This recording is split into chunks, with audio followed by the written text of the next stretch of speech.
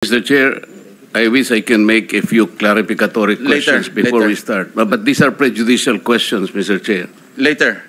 Let's hear first from the principal witness this morning. No, but these are prejudicial questions, Okay, Mr. Chair. go ahead. Foremost to my mind, Mr. Chair, is the integrity, the impartiality, and the objectivity of the proceedings of this committee.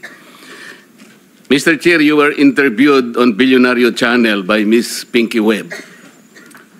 Basahin ko po, sabi niya, Senator Ping, para sa inyo, sino ba ang sabihin natin worth it or dapat na ikonsidera na state witness na ipasok man lang dito sa Witness Protection Program?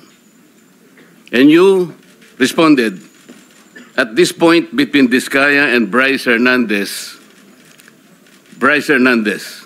Mr. Chair, question is, does the chairman has the prerogative or the right to make judgment? No.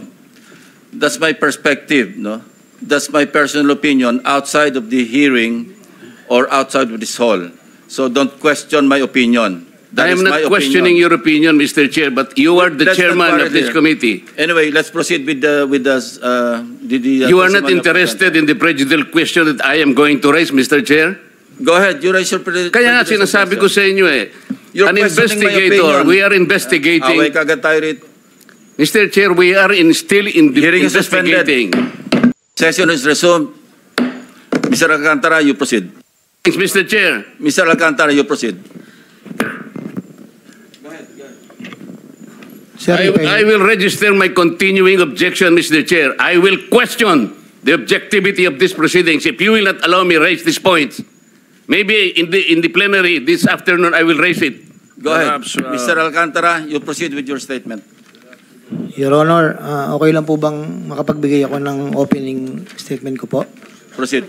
Ano bang gagawin natin dito? Magandang umaga po sa inyong lahat. Tinatanggap ko po na ako po ay hindi nakasagot sa maraming tanong.